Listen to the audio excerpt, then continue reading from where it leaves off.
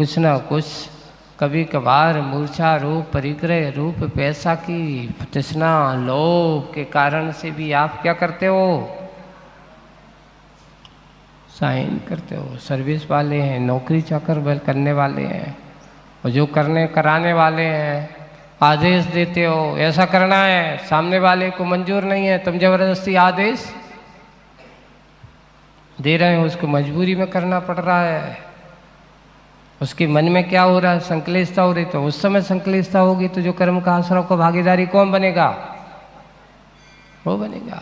एक सेठ है, एक बड़ा कारखाना चलाता है, वो एक इधर की उधर एक कील भी नहीं उठाता, लेकिन सारा का सारा पाप का भागीदारी अगर होता है तो कर्मचारी बाद में, पहले सबसे पहले कौन आएगा, जो मालिक होता है। करता कुछ नहीं लेकिन मूल स्रोत अगर है तो वहीं से है।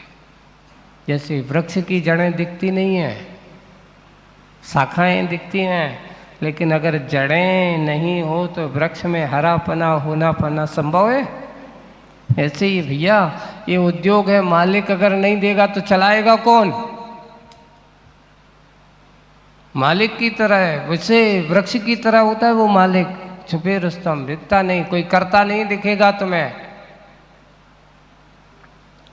दिखता तो नहीं है लेकिन करता सब कुछ वही है, मूल स्रोत वही माना जाता। ऐसे ही सघन वेग जब काले काले होते हैं और जहाँ अर्जित पाप को पुण्य में ढालने के लिए सत्पात्र की गवेषणा में निरत होते हैं, अच्छे पात्र की देने के लिए जहाँ अनुकूलता लगती है वो देखता है, यहाँ जरूरत है, यहाँ आवश्यकता है, अवसर मिलता है, वो अपने आप को खोल देता है, देने के लिए तत्पर हो जाता है। चलो बहुत अच्छा, इस प्रकार के कार्य आने वाले हैं। ऐसे अवसर पे अपने आप के द्रव्य को पुण्य में परिवर्तित करने का अवसर मुझे मिल रहा है, इस पुण्य के अवसर को वह खोना नहीं चाहता। ये सही पात्रता हमारे अंदर की भक्ति के माध्यम से हमारे मंदिर का निर्माण हो रहा है, क्षेत्र का निर्माण हो रहा है। ये पात्र की गवेषणा सब पात्र दाता करता रहता है, जब मौका मिलता है तो अपने आप को, अगर योग्यता है तो देने में पीछे नहीं आता। और भाई एक और लिखा है, देने वाला दाता कभी पूरा नहीं देता। कितना देते हो आप लोग, पूरा देते हो? नहीं, 1% भी दे दो तो बहुत बड़ा काम होता है। जितनी कमाई का, पहले तो एक और होना चाहिए, हमारी संपत्ति का बंटवारा होना चाहिए। एक दिन हमने और भी कहा था कि कम से कम अपने जीवन में एक ध्येय होना चाहिए कि मैं अपने जीवन में जितना कमाऊंगा इतना मुझे क्या करना है, दान के क्षेत्र में लगाना है, योगदान देना है। ये हमारा नियत होना चाहिए, ये हमारे परिवार के लिए होना चाहिए, ये हमारी सेवा के लिए होना चाहिए, ये हमारे अपने जीवन के लिए होना चाहिए। विभाजित कर देना चाहिए, बांट देना चाहिए, 4 भागों में ऐसे विभाजित करके आप यथा करोगे, आप बिल्कुल कभी संक्लेशित नहीं होंगे। जो है भाई मेरा ये इतना है, दान का योगदान जो है, कभी मेरे पास इतना टारगेट है, इस साल इतना ही है, मेरा इतना करना है, वो अपना काम करता रहता है। तो एक विभाजित रूप से अपने दान की ओर कार्य करना है। आज मैंने अगर 1000 रुपया कमाया है तो 1000 रुपये को अपने कमाते हुए सबको 4 भागों में विभाजित कर दो, उसको हम विभाजित करते हैं, उसके हिसाब से अपना दान करते हैं, सारे कार्य करते चले जाते हैं। ऐसे ही सही दाता का लक्षण वही होता है, पात्र का होता है। मुनिराज हैं, वे अपनी चर्या करते हैं, चर्या करते समय वे कभी भी किसी प्रकार से कोई दीनता के भाव उनके मन में नहीं आते, निश्चिंत होकर के मार्ग पर चलते हैं। अब ये बात अलग है कि अगर वह पात्र जो है अगर परिग्रह के चक्कर में पड़ जा तो उसके अंदर की पात्रता भी गड़बड़ खतरे में आ जाती है। एक और है, आचार्य शांति सागर जी महाराज के बारे में एक प्रसंग आपको बताता हूँ कि जब उन्होंने क्षुल्लक दीक्षा ली आचार्य शांति सागर जी महाराज ने, और क्षुल्लक दीक्षा लेने के बाद दक्षिण भारत में एक परंपरा थी। क्या परंपरा थी? वहाँ जब महाराज की आहार हो जाने के बाद वहाँ पहले मठ आश्रम आदि की परंपरा है। वहाँ पर कोई भी महाराज है तो वहाँ जो उनके गुरु महाराज थे वो भी एक वहाँ के एक भट्टारक जैसे दिगंबर भट्टारक भी होते थे उस समय देवीन की थी, तो उस भट्टारक के वो थे। और जैसे ही आहार होते तो वो लोग आते और मठ के भट्टारक जो ट्रस्ट के लिए एक अपना चांदी का क्या दे देते, उस समय कलदार चलते थे चांदी के रुपया ना, तो वो वहाँ पर देते थे और नहीं देते थे तो प्रेरणा देकर के उनसे लेते थे।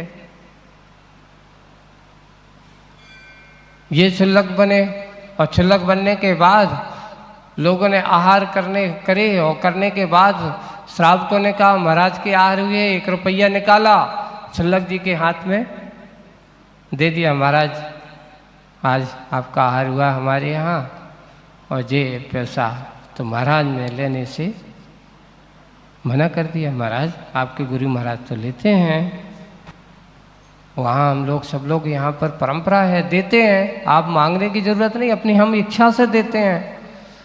तो महाराज ने उनने कह दिया कि भाई आप देते हो तो जो जिनको लेने की पात्रता है उनको दीजिए। मेरी 9वीं प्रतिमा भी है, 11 प्रतिमा, क्षुल्लक की कितनी प्रतिमा होती हैं? 11 प्रतिमा होती है। ये बताओ, अब आप सोच लेना अच्छे से, कोई भी अगर ऐसा होता है आप अगर उनको पैसा देते हो तो पाप की भागीदारी आप हो। किसी मुनिराज के हाथ में जाकर के रुपया देते हो तो पाप की भागीदारी आप हो।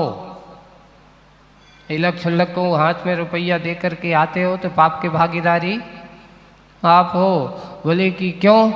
शांति सागर जी महाराज ने कहा भाई देखिए मेरी 11 प्रतिमाओं के संकल्प लिया है मैंने, उन 11 प्रतिमाओं में 9वीं प्रतिमा का नाम परिग्रह त्याग प्रतिमा है। क्या है? 9वीं प्रतिमा। 8वीं प्रतिमा आरंभ त्याग। अब स्वयं आरंभ सावर खेती किसानी और ऐसे आरंभ के कार्य नहीं करेगा। 9वीं प्रतिमा है परिग्रह त्याग प्रतिमा। अब मैं स्वयं धन पैसा जिसका त्याग कर दिया मैं क्यों लूं?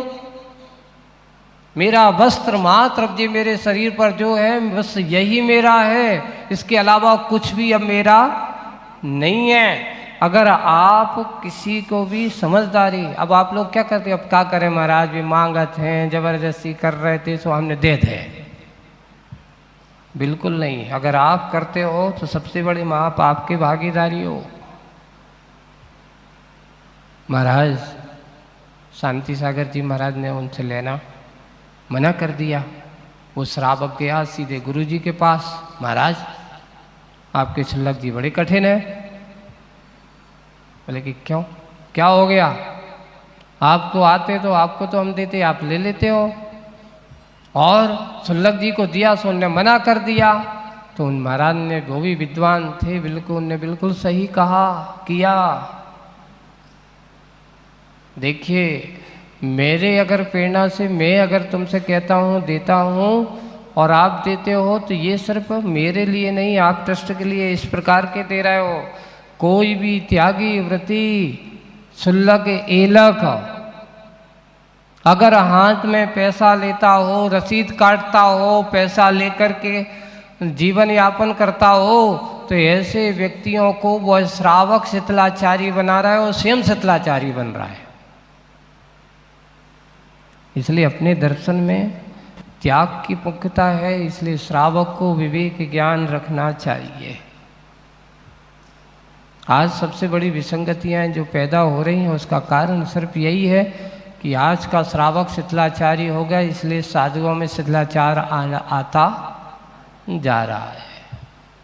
अगर साधु की चर्या में आपको क्या चाहिए, क्या देने लायक है उसको, अच्छे से आओ, बढ़िया अच्छे से उसको आहार पानी कराओ। महाराज आपको पढ़ने के लिए, स्वाध्याय के लिए शास्त्र चाहिए, जे लीजिए, आप बोलिए क्या चाहिए, आप शास्त्र दीजिए। और भी आपको लेखन चिंतन के लिए कुछ चाहिए, कलम है या कोई भी ऐसी कागज है या कुछ भी ऐसा चाहिए, आप उसको ये ला के दीजिए। बाकी वो चीज़ देना चाहिए जो उसके धर्म ध्यान में साधक है, वो चीज़ नहीं देना जिससे उसके लिए धर्म ध्यान में बाधक हो जाए। पैसा आएगा, अब आप देखिए, अगर मान लो महाराज को तुमने पैसा दे करके गया है ना, और पैसा लेकर के गया तो अब महाराज के अंदर पैसा आएगा और वो अब कमरे में तुम्हारे यहाँ रुके हैं, है ना। अब वो वहाँ जैसे कमरे से बाहर आएंगे तो सबसे पहले क्या करेंगे बताओ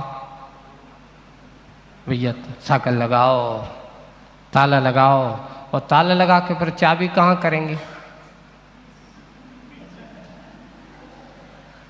कहाँ रखेंगे, दूसरों को दे के जाएंगे कि अरे भैया जी, तो और कहते वो तो भैया वो को दे, तो क्या हुआ, वो चोरी करके भाग जाए तो अविश्वास होगा। परिग्रह जहां होगा नियम से पापमय बुद्धि होगी,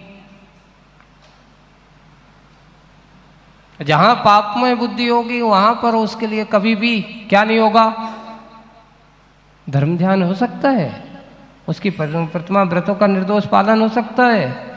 इसलिए कभी भी हो साधु के लिए ऐसा नहीं, कमरे में ताले की जरूरत नहीं होना चाहिए, खुला हुआ है, आपके पास जाओ, जो दिखना है सो देख लो। ताला लगाएगा नियम से, ये ही परिग्रह का प्रतीक माना जाता है, आसक्ति का प्रतीक माना जाता है, भय का प्रतीक। ताले को आप किसका प्रतीक मानते हो बताओ? हमारे आचार्य से कहते हैं मूर्छा का प्रतीक माना जाता है ताला, और मूर्छा जहाँ है वहाँ पर निष्परिग्रतापना आ ही नहीं सकता है।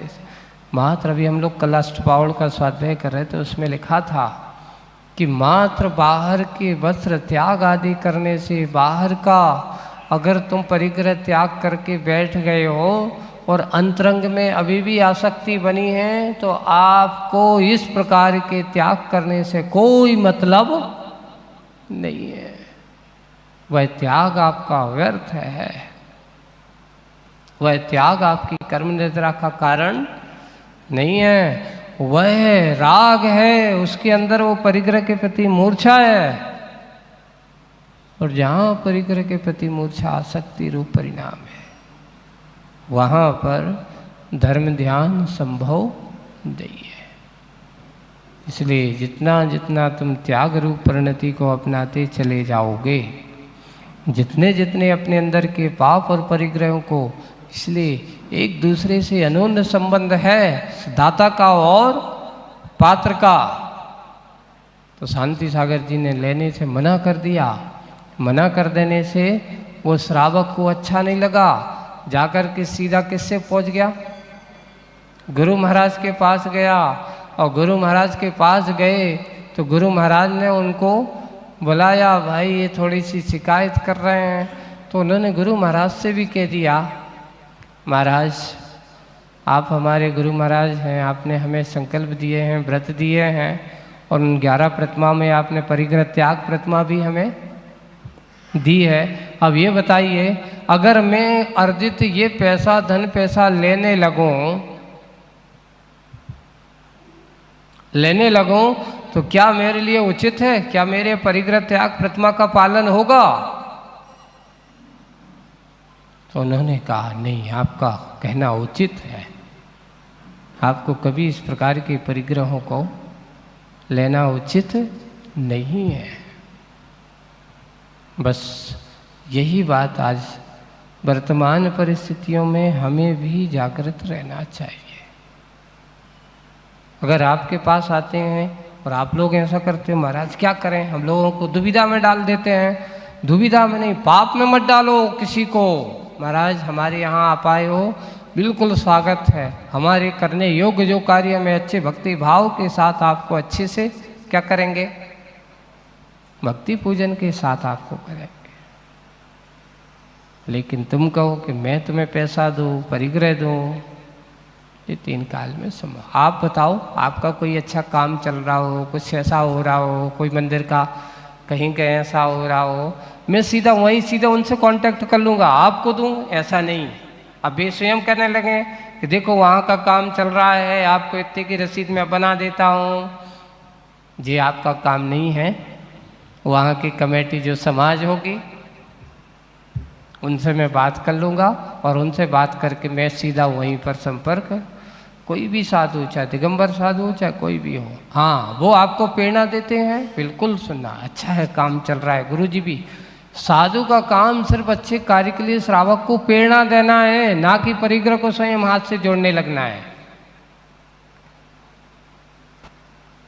उसको अच्छे काम की सराहना करने के श्रावकों को क्या करना कि भाई तुम्हें ऐसा अवसर मिला है, ऐसा कार्य करना ही चाहिए, ये है आयोजन है, इस प्रकार के प्रोत्साहित करना, सिर्फ उसका उतना ही काम है। करके वो अपना काम करते हैं, श्रावक अपना काम करते हैं, उसके अंदर की योग्यता, उसके अंदर के भाव अच्छे होते चले जाते हैं। ऐसा ही भाव हमें बनाए रखना। तो वही है, काले काले मेघ सघन अर्जित पाप को पुण्य में ढलने के लिए सत्पात्र की गवेषणा में निरत है। अच्छे से पात्र की गवेषणा करते रहते हैं। सत्पात्र कौन है, किसको देना है, कैसा देना है, क्या देना है, ये हमें देखना है। पात्र के दर्शन पाकर के वह गदगद होता है, वाह धन्य है। जैसे सत्पात्र मिलता है, उनको देखते ही साथ वो गदगद होता कि आज तो मैं कितने दिन से प्रतीक्षारत था कि ये भगवान आपका पाद चरण हमारे यहाँ पड़े, है ना। कितने दिन की मेरी प्रतीक्षा थी कि आपके दर्शन हो, आपके चरण मेरे घर पर पड़े। वह दाता अपने आप को धन्य समझता है, गदगद भाव के साथ वह पात्र की गवेषणा करता है। दर्शन करते पाकर के गदगद हो। बादलों का उदाहरण, जैसे वहाँ जब देखा वो आकाश में घुमड़ते हुए बादल हैं और उन्होंने देखा कि यहाँ का दबाव ज़्यादा है, यहाँ आवश्यकता ज़रूरत है, क्योंकि धरती का एक आकर्षण होता है, बादलों का गिरना ये व्यक्ति पात्र का आकर्षण होता है। वैसे ही सत्पात्र भी दाता की ओर दृष्टि रखते, भाई यहाँ पर इसकी आवश्यकता है, इसका पुण्य मुझे बुला रहा है। एक और है, कई लोग सोचते हो, आप लोग तो महाराज आप लोग आहार को जाते हो तो कहीं ना कहीं आप लोगों के मन में कुछ ना कुछ तो होता होगा, आप लोग कहीं ना कहीं मोह तो थोड़ा बहुत तो होता होगा किसी ना किसी के, आज उनके यहाँ जाना है और आज ऐसा करना है।